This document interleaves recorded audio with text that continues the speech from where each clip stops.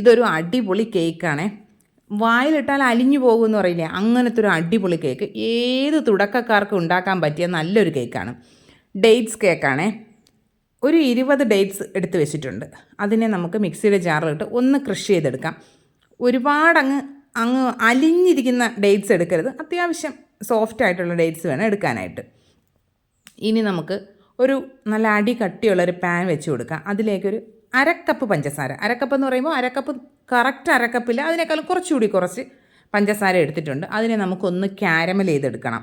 പഞ്ചസാര ഇതുപോലെ ഇട്ട് കൊടുത്തിട്ട് ആദ്യം നമ്മൾ ഇളക്കാനേ പാടില്ല. പഞ്ചസാര ചെറുതായിട്ടൊന്ന് അലിഞ്ഞു തുടങ്ങിയതിന് ശേഷം മാത്രം സ്പാച്ചുല വെച്ച് ഇളക്കി കൊടുക്കുക. ഇളക്കി പഞ്ചസാര എല്ലാം ഒന്ന് അലിഞ്ഞു വരണം. പഞ്ചസാര അലിഞ്ഞു തുടങ്ങുമ്പോഴേക്കും നമ്മൾ ഫ്ലെയിം ലോയിലാക്കി കൊടുക്കണം. ഇനി ഈ പഞ്ചസാര മുഴുവനായിട്ട് ഇങ്ങനെ പതഞ്ഞ് വരുമ്പോൾ ഇതിലേക്ക് നമുക്ക് വെള്ളം ഒഴിച്ചു കൊടുക്കാം. 3/4 കപ്പ് ചൂടുവെള്ളമാണ് ഞാൻ ഒഴിക്കുന്നത്. വെള്ളം ഒഴിക്കുമ്പോൾ ശ്രദ്ധിക്കുക, പൊട്ടിത്തെറിക്കും. അപ്പോൾ അതുകൊണ്ട് നമ്മളൊന്ന് ദൂരേക്ക് നിന്നിട്ട് വേണം ഈ വെള്ളം ഒഴിച്ചു കൊടുക്കാനായിട്ട്. തണുത്ത വെള്ളമാണ് ഒഴിക്കുന്നതെങ്കിൽ പെട്ടെന്ന് ഈ പഞ്ചസാര മുഴുവനായിട്ട് അങ്ങനെ കട്ടയായതുപോലെ ആകും. പിന്നെ അത് വീണ്ടും കുറച്ച് സമയം എടുക്കും അലിഞ്ഞു വരാനായിട്ട്. അതിനേക്കാളും നല്ലത് ചൂടുവെള്ളം ഒഴിക്കുന്നതാണ്. ചൂടുവെള്ളം ആകുമ്പോൾ പെട്ടെന്ന് തന്നെ അതങ്ങ് മെൽറ്റായി വരും. ഇതിൽ നിന്ന് നമുക്ക് കുറച്ച് ഒരു 1/4 കപ്പ് ഒക്കെ നമുക്ക് കോരി മാറ്റി വയ്ക്കാം.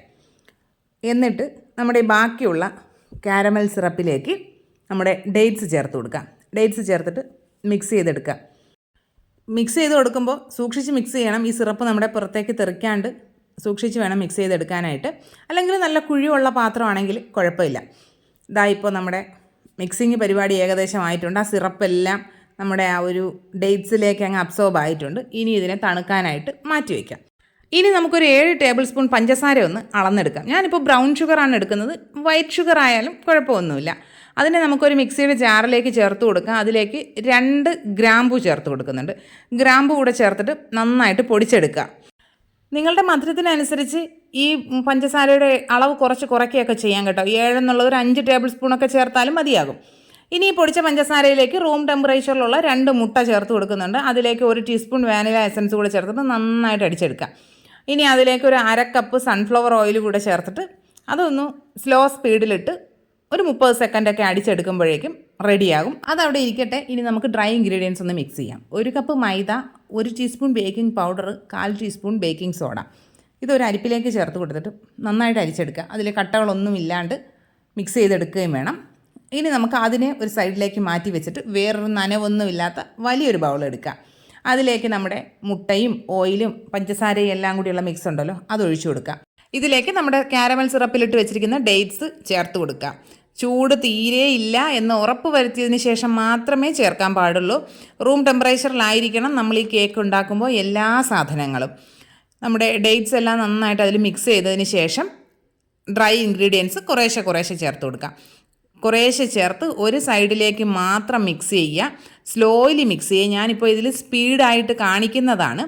ഇതിലേക്ക് നമ്മൾ മാറ്റി വെച്ചിരിക്കുന്ന കാരമൽ സിറപ്പ് ചേർത്ത് കൊടുക്കുക. അതും ചൂടാറി എന്ന് നന്നായിട്ട് ഉറപ്പ് വരുത്തുക. എല്ലാം കൂടി മിക്സ് ചെയ്തതിന് ശേഷം ലാസ്റ്റ് കുറച്ച് മൈദ ബാറ്ററുണ്ട്, അതിലേക്ക് കുറച്ച് കാഷ്യൂസും കുറച്ച് റൈസിൻസും ചേർത്ത് കൊടുക്കുന്നുണ്ട്. നിങ്ങൾക്ക് ഏതാണ് ഇഷ്ടമുള്ള നട്ട്സ് എന്ന് വെച്ചാൽ അത് ചേർക്കാവുന്നതാണ്. അതുകൂടി ചേർത്ത് നന്നായിട്ട് മിക്സ് ചെയ്തെടുക്കുക. ഫോൾഡ് ചെയ്ത് വേണം നമ്മൾ മിക്സ് ചെയ്തെടുക്കാനായിട്ട്. ഓവർ മിക്സ് ചെയ്യാനേ പാടില്ല. ഇപ്പോൾ നമ്മുടെ ബാറ്റർ ഇവിടെ റെഡി ആയിട്ടുണ്ട്. ഞാൻ 9 ഇഞ്ചിൻ്റെ ഒരു സ്ക്വയർ ടിന്നാണ് എടുത്തിരിക്കുന്നത്. നിങ്ങൾക്ക് റൗണ്ടിൻ്റെ ട്രേ ആയാലും മതിയാകും. അതിലേക്ക് കുറച്ച് ഓയിലൊക്കെ ബ്രഷ് ചെയ്ത് ഒരു ബട്ടർ പേപ്പറൊക്കെ ഇട്ടൊന്ന് റെഡിയാക്കി വെച്ചിട്ടുണ്ട്. നമ്മുടെ ബാറ്റർ മുഴുവനായിട്ട് അതിലേക്ക് ഒഴിച്ചു കൊടുക്കുക. ടാപ്പ് ചെയ്യുക. ഗാർണിഷിങ്ങിനായിട്ട് കുറച്ച് നട്ട്സ് ഞാൻ ഇട്ട് കൊടുക്കുന്നുണ്ട്. ഒരു 10 മിനിറ്റ് മുൻപ് തന്നെ വലിയൊരു പാത്രം ഞാൻ പ്രീഹീറ്റ് ചെയ്യാനായിട്ട് വെച്ചിട്ടുണ്ടായിരുന്നു. അതിലേക്ക് നമ്മുടെ കേക്ക് ബാറ്റർ വെച്ച് കൊടുക്കുന്നു. അടച്ച് വയ്ക്കുക. ഒരു വെയിറ്റ് വെച്ച് കൊടുക്കുക. മീഡിയം ഫ്ലെയിമിൽ 35 മിനിറ്റ് ആയപ്പോഴേക്കും എനിക്ക് കേക്ക് കുക്കായി കിട്ടിയിട്ടുണ്ട്. ഒരു സ്ക്യൂർ വെച്ച് കുത്തി നോക്കുമ്പോൾ അതിൽ പറ്റി പിടിച്ചിട്ടൊന്നുമില്ല. നമ്മൾ 2-3 സ്ഥലത്തായിട്ട് വേണം അതൊന്ന് കുത്തി നോക്കാനായിട്ട്. നിങ്ങളുടെ അടുപ്പിനനുസരിച്ചും നമ്മൾ വെക്കുന്ന ആ ഒരു മോൾഡിനനുസരിച്ചും ഒക്കെ ചിലപ്പോൾ സമയം ഒന്ന് വ്യത്യാസം വരും. എന്തായാലും ഒരു 35 മിനിറ്റൊക്കെ ആകുമ്പോൾ ഒന്ന് തുറന്ന് നോക്കുക. അതിന് മുൻപ് തുറക്കാനേ പാടില്ല. ഒരു 35 മിനിറ്റൊക്കെ ആകുമ്പോൾ തുറന്ന് നോക്കുക. തണുത്തതിന് ശേഷം നമുക്ക് ഡീമോൾഡ് ചെയ്തെടുക്കാം. കട്ട് ചെയ്യുക. ഈ ഡേറ്റ്സ് കേക്ക്, പ്ലം കേക്ക് ഇതെല്ലാം കഴിക്കാൻ എപ്പോഴാണ് ടേസ്റ്റ് എന്നറിയോ? ഇത് നമ്മൾ ഇന്ന് ഉണ്ടാക്കിയിട്ട് പിറ്റേ ദിവസം കഴിക്കാനാണ് ഭയങ്കര ടേസ്റ്റ്. എല്ലാ കൂട്ടുകാരും ട്രൈ ചെയ്ത് നോക്കണം. ഇതുവരെ കേക്ക് ഉണ്ടാക്കിയിട്ടില്ല എങ്കിലും ഈ ഒരു റെസിപ്പി ട്രൈ ചെയ്ത് നോക്കൂ. നല്ല പെർഫെക്റ്റ് ആയിട്ട് കിട്ടും. വീഡിയോസൊക്കെ ഇഷ്ടപ്പെടുകയാണെങ്കിൽ ചാനൽ സബ്സ്ക്രൈബ് ചെയ്യുക, ലൈക്ക് ചെയ്യുക, കമൻറ്റ് ചെയ്യുക, ഷെയർ ചെയ്യുക, ഹൈപ്പ് ചെയ്യുക. ഇനി നമുക്ക് മറ്റൊരു വീഡിയോ ആയിട്ട് ഉടനെ തന്നെ കാണാം. അതുവരെ ബൈ.